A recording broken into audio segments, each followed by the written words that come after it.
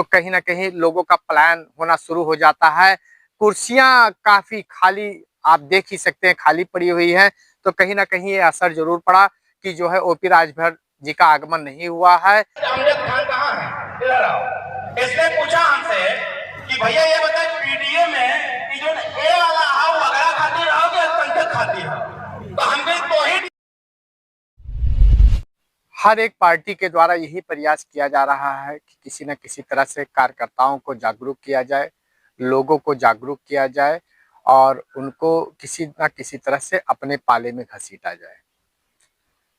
आज के 2-3 दिन पहले सोहेल देव भारतीय समाज पार्टी के द्वारा एक जागरूकता रैली या महासम्मेलन का आयोजन किया गया और आयोजन में मुख्य अतिथि ओपी राजभर जो कि मौजूदा समय में कैबिनेट मंत्री हैं, उनका आगमन दर्शाया गया। कहने का आशय यह है कि जो है लोगों के द्वारा, कार्यकर्ताओं के द्वारा उनके यह प्रचार प्रसार किया गया कि ओपी राजभर जी का आगमन होना है। कार्यक्रम का दिन आता है, कार्यक्रम का प्रारंभ होता है और ओपी राजभर की मौजूदगी नहीं हो पाती है। उनकी जगह पर उनके सुपुत्र अरविंद राजभर जी का आगमन होता है। और यह चर्चा मैं इसलिए कर रहा हूं दोस्तों कि अरविंद राजभर जी के आगमन के बाद में लोगों को जागरूक करते हुए जिस तरह से उन्होंने भाजपा के ऊपर निशाना साधा है, वह कहीं ना कहीं सभी लोगों को सोचने पर विवश कर रहा है, कहीं भाजपा और सुभाजपा में विघटन तो नहीं होने जा रहा है। कि जब देश एक, संविधान एक, कानून एक है, तो फिर व्यवस्थाओं में दोहरी व्यवस्था क्यों चल रही है? इसी बात की लड़ाई है। जब संविधान कहता है समता, सुमनता, बंधुत्व, न्याय, मतलब गरीबों के साथ समान व्यवहार होना चाहिए, तो फिर गरीबों के साथ पक्षपात क्यों होता है? गरीबों के साथ भेदभाव क्यों होता है? इसी बात को कहने के लिए आया हुआ हूं कि उत्तर प्रदेश में ऐसी व्यवस्था बनाई जाए कि जिससे गरीबों का कल्याण हो सके। और उत्तर प्रदेश में सबसे पहला काम जो करना है हम लोगों को, जब पार्टी हमारी सरकार में आएगी तो सबसे पहला काम करेंगे, उत्तर प्रदेश से दारू बंद करवाएंगे ताकि उत्तर प्रदेश से दारू बंद हो जाए।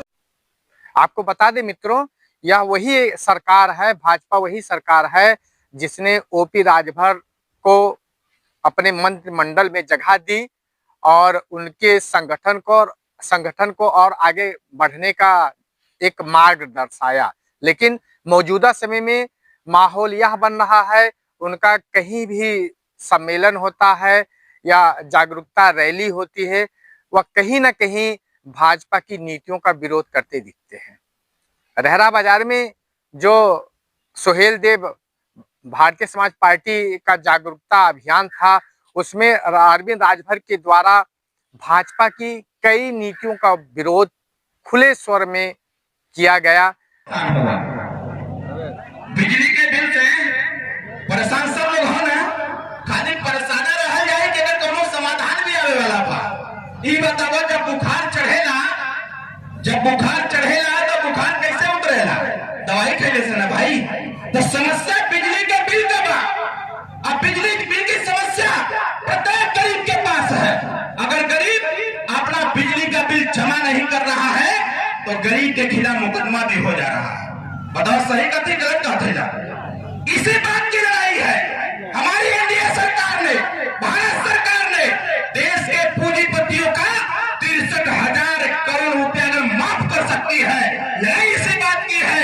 अगर गरीबों का बिजली बिल बकाया है, हमारे वोट के दम पर सरकार बनती है और सरकार बन गई 63,000 करोड़ रुपया अगर पूंजीपतियों का सरकार माफ कर सकती है, तो मात्र 663 करोड़ रुपया गरीबों का बिजली बिल बकाया है, वह भी माफ होना चाहिए। इस लड़ाई को लड़ने के लिए बलरामपुर में आए हुए अरविंद राजभर के द्वारा शासन प्रशासन पर निशाना साधा गया, भाजपा की नीतियों पर निशाना साधा गया, इस बात की ओर संकेत कर रहा है कि पिछले दिनों की तरह से जिस प्रकार से सोहेल देव भारतीय समाज पार्टी का क्रियाकलाप रहा है, इस पाले से उस पाले में, उस पाले से इस पाले में वही तैयारी चल रही है कि सुहेलदेव भारतीय समाज पार्टी का जागरूकता सम्मेलन था।